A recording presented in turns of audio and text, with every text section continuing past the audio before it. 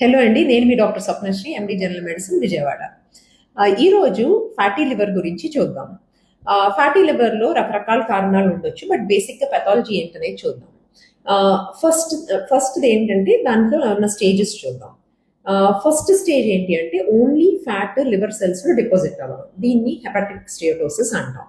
Second stage ఏంటి అంటే fat liver cells లో డిపాజిట్ అయ్యి అది ఉబ్బి పక్క సెల్స్ ని ఇరిటేట్ చేసుకుంటూ దాన్ని అది ఇరిటేట్ చేసుకుంటూ లివర్ ఫంక్షనాలిటీని కొంచెం స్లైట్ గా తగ్గించడాన్ని స్టియటో హెపటైటిస్ అంటాం.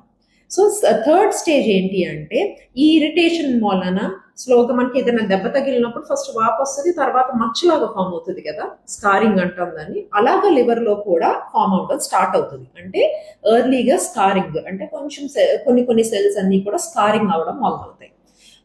నెక్స్ట్ లాస్ట్ స్టేజ్ ఏంటంటే సిరోసిస్ అంటే ఎక్కువ భాగం లివర్ ని స్కారింగ్ చేసేస్తే దాన్ని సిరోసిస్ అంటాం. సో ఇప్పుడు ఒక్కొక్క స్టేజ్ గురించి చూద్దాం.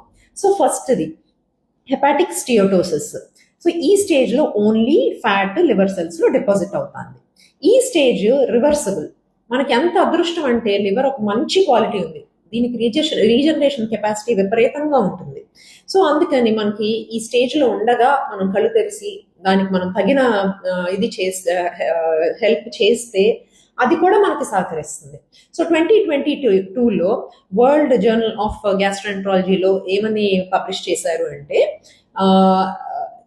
ఈ స్టేజ్లో ఉండగా ఒక 6 months గట్టిగా ట్రై చేస్తే లైఫ్ స్టైల్ మోడిఫికేషన్తో 7 to 10% వెయిట్ లాస్ వస్తే లివర్ కంప్లీట్గా నార్మల్కి వచ్చేస్తుంది అంటండి మళ్ళీ.